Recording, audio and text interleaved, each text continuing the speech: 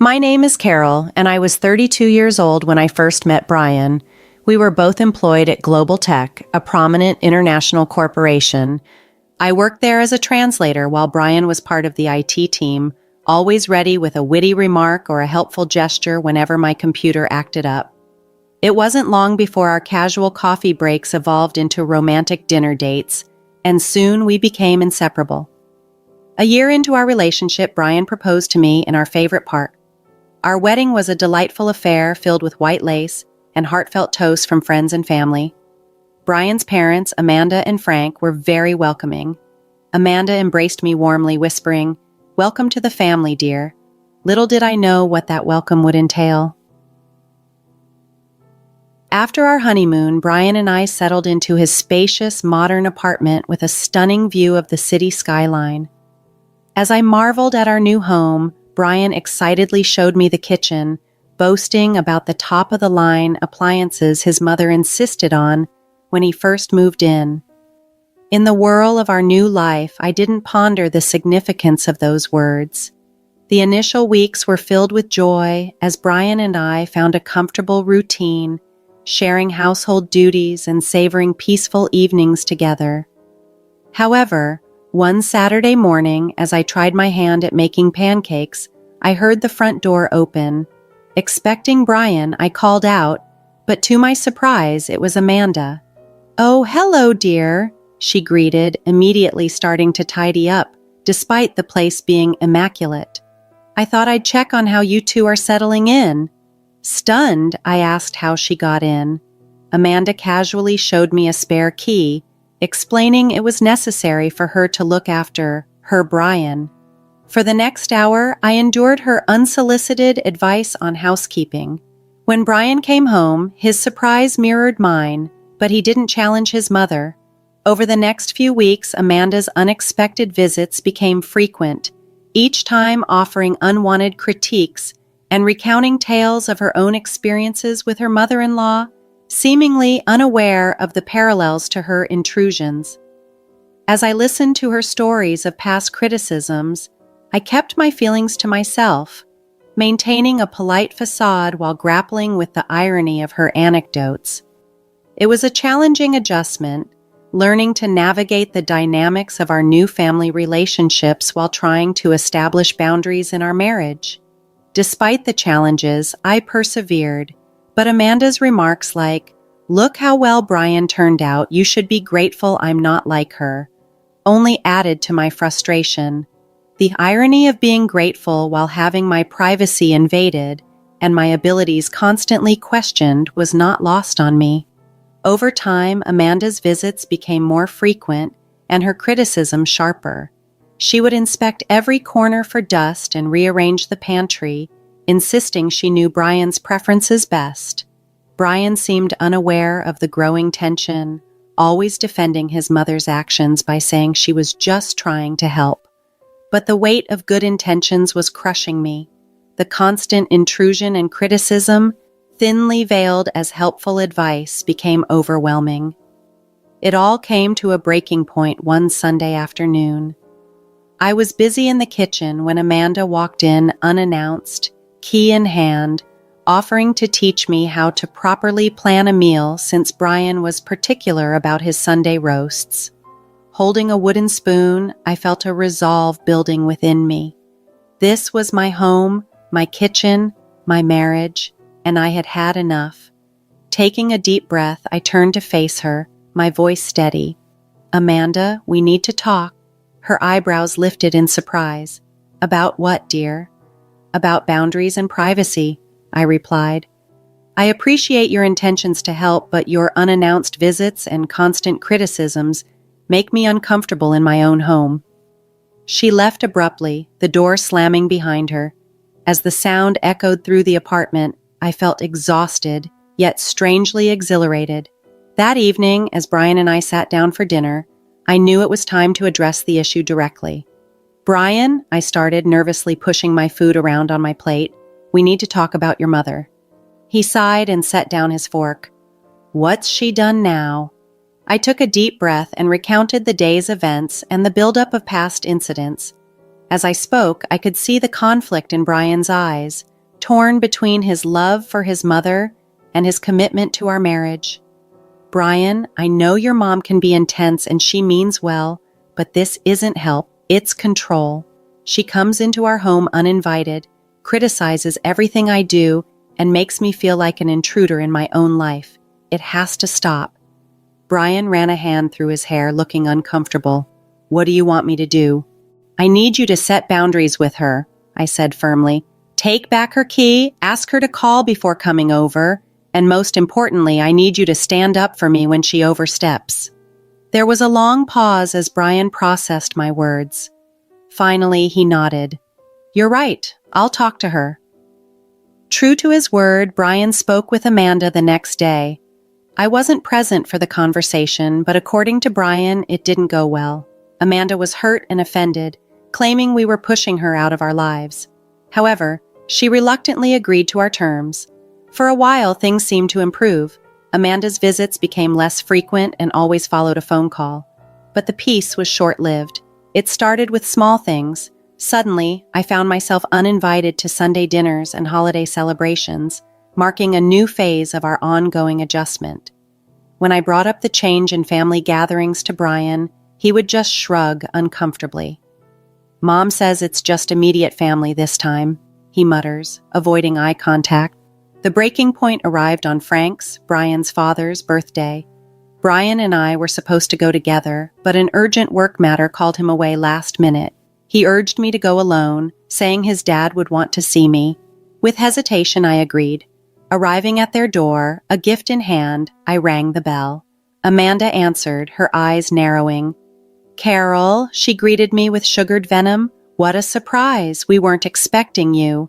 This is a family gathering, and let's be honest, dear, you're not family, are you?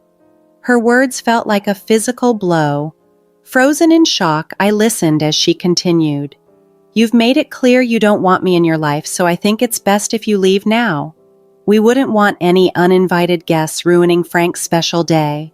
Just then, Frank appeared behind her, puzzled by the confrontation. What's going on? He asked, looking between us. Amanda's demeanor shifted instantly. Her voice trembled theatrically. Oh, Frank, Carol was just leaving. Isn't it awful how she's pushed me out of Brian's life? She's taken away my keys, forbidden me from visiting my son. I felt my cheeks flush with anger and humiliation, but before I could defend myself, Frank intervened. That's enough, Amanda, he said sternly. Carol is family and she's welcome here. He then turned to me, his gaze softening. Please come in, Carol. We'd love to have you join us. Grateful and relieved, I followed him into the living room, feeling the curious stares of other guests. Over the next few years, my relationship with Amanda remained tense, a constant battle despite our efforts to establish boundaries. Then, tragedy struck. Frank fell ill suddenly, and his condition rapidly deteriorated. When he passed away, it seemed as though the world shifted on its axis. The funeral was a somber affair, with Amanda going through the motions, barely acknowledging me. After the service, Frank's lawyer, Mr. Raymond, a kind man and close friend of the family, approached us. Mrs. Walker, if you and your son could join me in private, Mr. Walker left some specific instructions regarding his will. When they emerged, the atmosphere had drastically changed. Amanda looked pale and shocked. Brian seemed confused. As we drove home, Brian finally broke the silence. Dad left everything to me, he whispered. The house, the savings, everything, even Mom's house. I was stunned. But why? Brian shook his head. The lawyer didn't explain. I recalled Amanda's reaction. Disbelief and anger had flashed across her face, and I thought I heard her mutter, "That fool," before she composed herself. The next day, Amanda called Brian, her voice shaking. Brian, you're not going to kick me out, are you? This house is all I have left of your father. Brian's response was immediate. Of course not, Mom. The house is yours to live in, and I'll set up a monthly allowance for you. I didn't object. It was Brian's inheritance, his decision.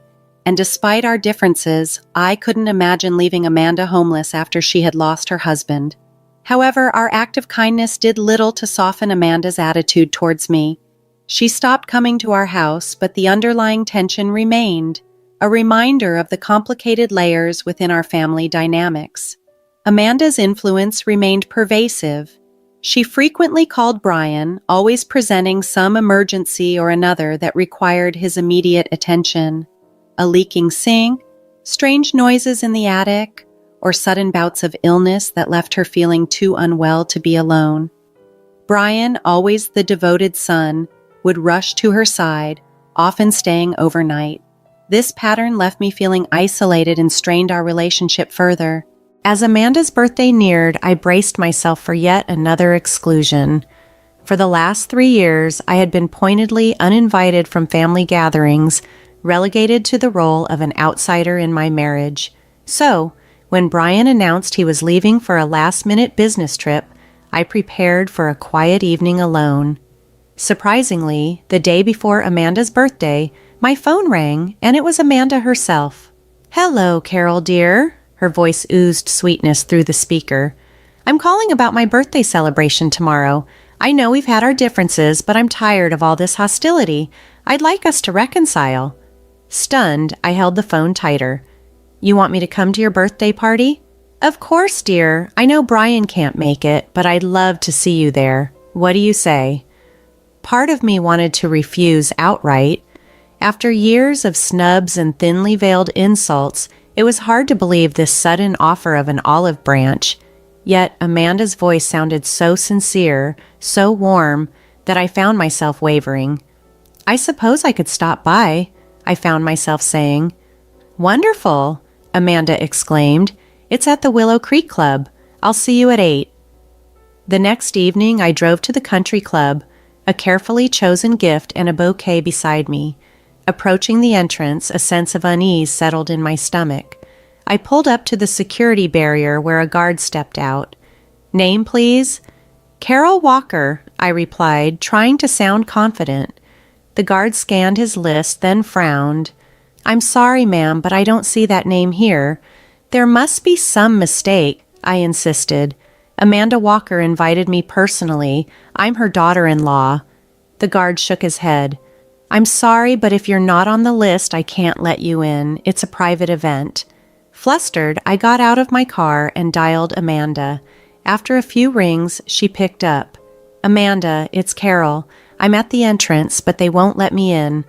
A few minutes later, Amanda approached the barrier, surrounded by a group of well-dressed guests.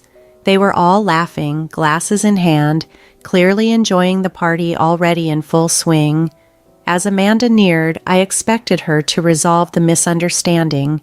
Instead, she fixed me with a cold stare that sent chills down my spine. "Well," she said, her voice dripping with disdain, "if it isn't the little gold digger herself, did you really think I'd let trash like you into my birthday celebration?"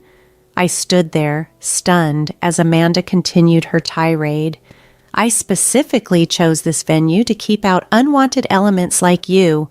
Why are you even here? You're not family. You're just a money-hungry woman who trapped my son." The guests behind her tittered, clearly entertained by the spectacle. I felt my face burn with humiliation and anger. The confrontation at the gate was yet another calculated humiliation, a stark reminder of the deep-seated animosity Amanda harbored toward me, despite her momentary pretense of reconciliation. "But you invited me?" I stammered, disbelief coloring my tone. "You said you wanted to reconcile." Amanda's laugh was cold and scornful. "Oh, you poor, naive girl. I wanted to see just how desperate you were to get your hands on our family's money. And look at you, showing up like a stray dog begging for scraps." For a moment, I stood face to face with Amanda, the malice clear in her eyes. Then, with deliberate calm, I dropped the flowers and gift at her feet. Without another word, I got back into my car and drove away, Amanda's mocking laughter and the distant sounds of the party fading behind me.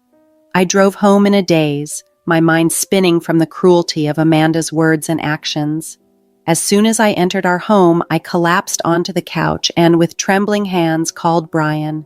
Through tears, I recounted the entire humiliating ordeal. Brian listened in stunned silence, only speaking to ask for details. After I finished, there was a heavy pause. Then Brian's voice, low and angry, broke the silence.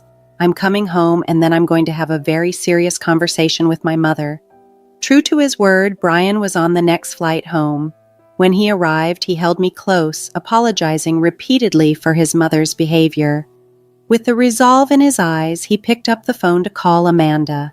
I could hear her defensive, shrill voice through the speaker, but Brian's responses were firm and resolute. "No, Mom, this time you've gone too far. I don't want to hear your excuses. You humiliated my wife, the woman I love. No, I'm done. I'm cutting you off. No more allowance, no more help. You're on your own." For a week, we enjoyed a peace we hadn't known in years. There were no frantic calls from Amanda, no emergencies requiring Brian's immediate attention. It felt like we could finally breathe, but it couldn't last. One afternoon, there was a knock at our door. When I opened it, I found Amanda standing there, her eyes red and puffy, her appearance disheveled. "How could you do this to me?" she wailed, pushing past me into the house. "I raised that boy. I devoted my entire life to him, and now because of you, he's left me with nothing. No money, no support. I can barely afford to eat." She paced the living room, her voice rising hysterically. "It's all your fault. You turned him against me. You're the reason Frank disinherited me. You've ruined everything." I tried to interject to defend myself, but Amanda was beyond reason. She continued her tirade, tears streaming down her face until she finally collapsed onto the couch, sobbing uncontrollably. After a few minutes, Amanda composed herself and left without another word, leaving me standing in the middle of the living room, confused and conflicted. As the door closed behind her, I made a decision. I needed answers, and I knew just who might have them. The next day, I found myself sitting across from Frank's lawyer, Mr. Raymond, in his office. The room was warm and inviting, lined with shelves full of law books and framed diplomas on the walls. Mr. Raymond looked at me with kind eyes, his hands folded on the desk between us. "Mrs. Walker," he began, "I understand you have some questions about your father-in-law's will." I nodded, taking a deep breath. "Yes, I do. I need to understand why Frank left everything to Brian and nothing to Amanda. It just doesn't make sense." Mr. Raymond leaned back in his chair, his expression conflicted. He seemed to be carefully considering his words.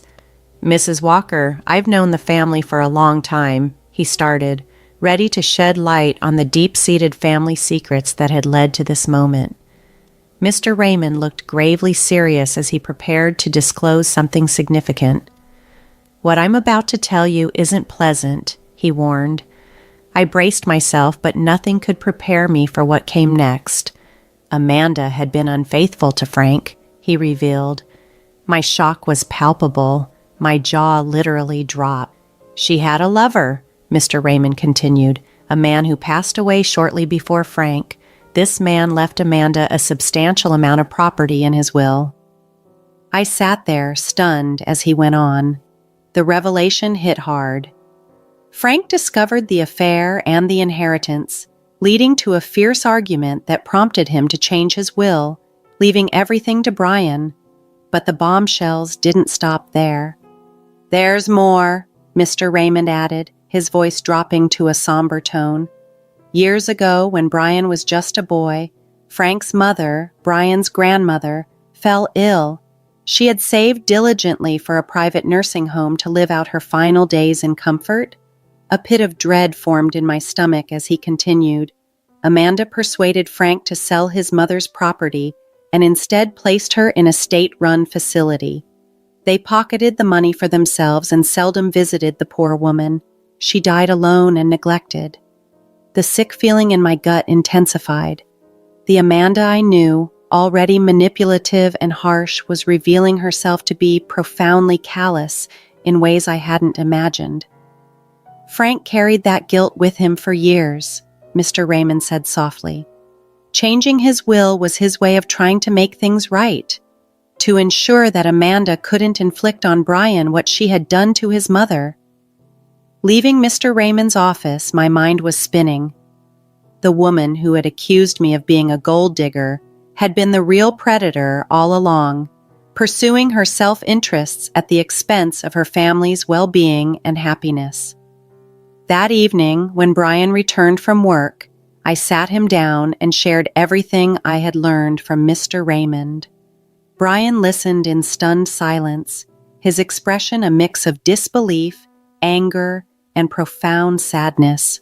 "I can't believe it," he whispered after I finished, his voice barely audible. "All these years she's been lying to us, manipulating us." We stayed up late into the night discussing the implications of these revelations. Brian was devastated but resolute. "This ends now," he said firmly. We didn't have to wait long for Amanda to make her next move. A few days later, she appeared at our door, tears streaming down her face, pleading for help. "Brian," she began, her voice quivering, "I know you're angry, but please, I need your help. I have nothing left." Brian's face was stone-like as he responded, "That's not true, is it, Mom? We know about your lover, about the property and money he left you." Amanda's face went pale. "What are you talking about?" she faltered. "Drop the act," Brian said, his voice cold. "We know everything. About your affair, about what you did to Grandma, all of it." In an instant, Amanda's demeanor changed. The pitiful, pleading woman vanished, replaced by the calculating, angry figure I recognized all too well, ready to lash out. This confrontation marked a turning point, exposing the depth of deceit we had been subjected to and setting the stage for a necessary but painful realignment of our family dynamics. "How dare you!" she yelled, her voice echoing through the room, her anger directed at Brian. "After everything I've done for you, you ungrateful, selfish boy."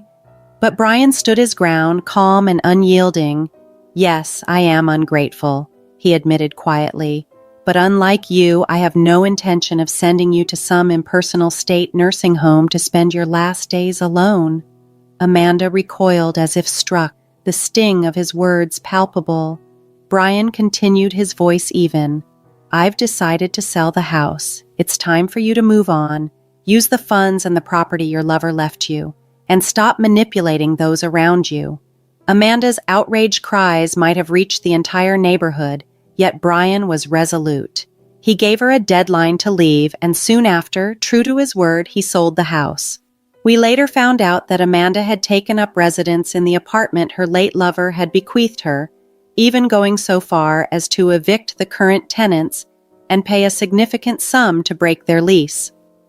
Amanda attempted to contact Brian several times, oscillating between tearful appeals and furious reproaches, but we remained steadfast in our decision to sever ties. As we moved beyond that turbulent chapter, Brian and I began to look forward with optimism. I was expecting a child, and we decided to sell our apartment and search for a cozy house where we could nurture our growing family away from the dark echoes of the past. We were cautious, ensuring no news of the pregnancy or our relocation plans reached Amanda. The last thing we desired was for her to worm her way back into our lives, particularly with a child on the horizon. Driving toward our new home, I felt a surge of hope that had eluded me for years.